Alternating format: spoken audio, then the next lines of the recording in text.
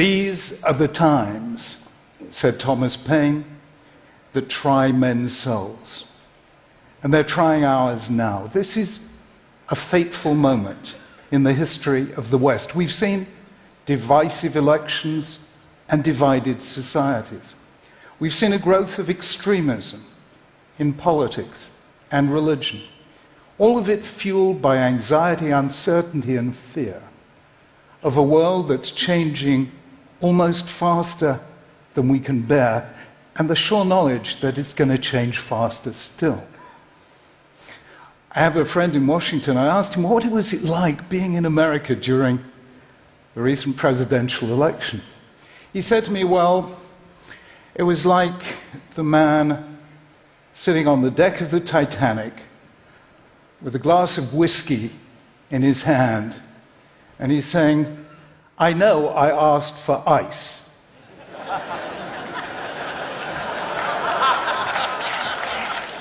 But this is ridiculous.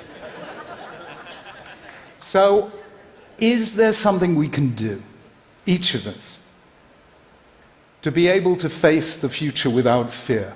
I think there is.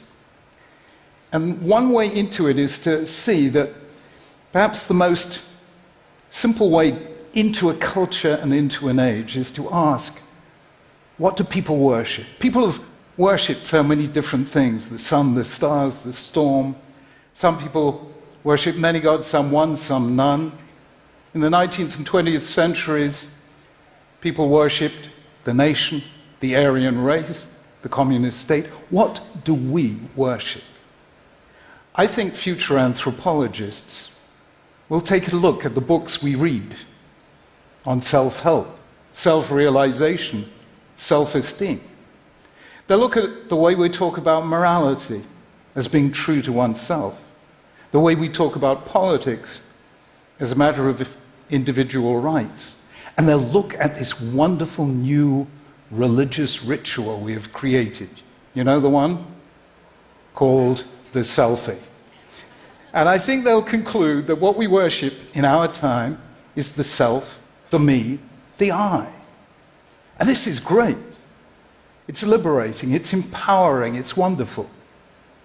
But don't forget that biologically we're social animals. We spent most of our evolutionary history in small groups.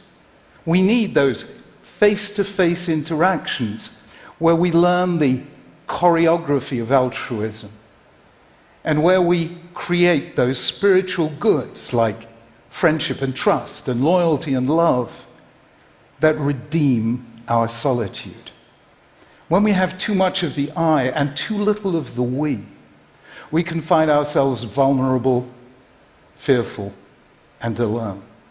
It was no accident that Sherry Turkle of MIT called the book she wrote on the impact of social media Alone Together. So I think the simplest way of safeguarding the future you is to strengthen the future us in 3 dimensions: the us of relationship, the us of identity, and the us of responsibility. So let me first take the us of relationship, and here, forgive me if I get personal. Once upon a time, a very long time ago, I was a 20-year-old undergraduate studying philosophy. I was into Nietzsche and Schopenhauer and Sartre and Camus. I was full of ontological uncertainty and existential angst. It was terrific. I was self-obsessed and thoroughly unpleasant to know, until one day I saw, across the courtyard, a girl who was everything that I wasn't. She radiated sunshine. She emanated joy. I found out her name was Elaine. We met, we talked, we married, and 47 years, 3 children and 8 grandchildren later, I can safely say, was the best decision I ever took in my life, because it's the people not like us that make us grow. And that is why I think we have to do just that. The trouble with Google filters, Facebook friends, and reading the news by narrowcasting rather than broadcasting means that we're surrounded almost entirely by people like us, whose views, whose opinions, whose prejudices even are just like ours. And Cass Sunstein of Harvard has shown that if we surround ourselves with people with the same views as us, we get more extreme. I think we need to renew those face-to-face encounters with the people not like us. I think we need to do that in order to realize that we can disagree strongly and yet still stay friends. It's in those face-to-face encounters that we discover that the people not like us are just people like us. And actually, every time we hold out the hand of friendship to somebody not like us, whose class or creed or color are different from ours, we heal one of the fractures of our wounded world. That is the us of relationship. Second is the us of identity. Let me give you a thought experiment. Have you been to Washington? Have you seen the memorials? Absolutely fascinating. There's the Lincoln Memorial. Gettysburg Address on one side, second inaugural on the other. You go to the Jefferson Memorial, screeds of text. Martin Luther King Memorial, more than a dozen quotes from his speeches. I didn't realize in America you read memorials. Now go to the equivalent in London in Parliament Square and you will see that the monument to David Lloyd George contains 3 words. David Lloyd George. Nelson Mandela gets 2, Churchill gets just 1, Churchill.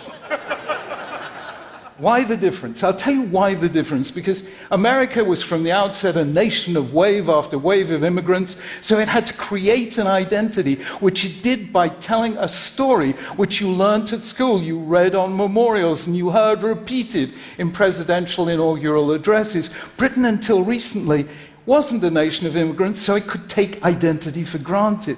The trouble is now that 2 things have happened which shouldn't have happened together. The first thing is, in the West, we've stopped telling the story of who we are and why, even in America.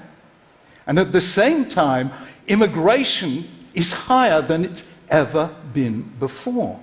So when you tell the story and your identity is strong, you can welcome the stranger. But when you stop telling the story, your identity gets weak and you feel threatened by the stranger. And that's bad. I tell you, Jews have been scattered and dispersed and exiled for 2,000 years. We never lost our identity. Why? Because at least once a year on the festival of Passover, we told our story and we taught it to our children and we ate the unleavened bread of affliction and tasted the bitter herbs of slavery. So we never lost our identity. I think collectively we've got to get back to telling our story, who we are, where we came from, what ideals by which we live. And if that happens, we will become strong enough to welcome the stranger and say, come and share our lives, share our stories, share our aspirations and dreams. That is the us of identity. And finally, the us of responsibility. Do you know something? My favorite phrase in all of politics, very American phrase, is we the people. Why we the people? Because it says that we all share collective responsibility for our collective future. And that's how things really are and should be. Have you noticed how magical thinking has taken over our politics? So we say, all you've got to do is elect this strong leader, and he or she will solve all our problems for us. Believe me, that is magical thinking. And then we get the extremes, the far right, the far left, the extreme religious and the extreme anti-religious, the far right dreaming of a golden age that never was, the far left dreaming of a utopia that never will be, and the religious and anti-religious equally convinced that all it takes is God or the absence of God to save us from ourselves. That too is magical thinking, because the only people who will save us from ourselves is we, the people, all of us together. And when we do that, and when we move from the politics of me to the politics of all of us together, we rediscover those beautiful, counterintuitive truths that a nation is strong when it cares for the weak, that it becomes rich when it cares for the poor, it becomes invulnerable when it cares about the vulnerable. That is what makes great nations.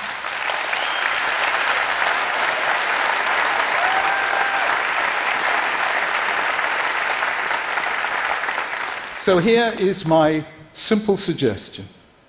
It might just change your life, and it might just help to begin to change the world. Do a search and replace operation on the text of your mind. And wherever you encounter the word self, substitute the word other. So instead of self-help, other help. Instead of self-esteem, other esteem. And if you do that, you will begin to feel the power of what, for me, is one of the most moving sentences in all of religious literature. Though I walk through the valley of the shadow of death, I will fear no evil, for you are with me.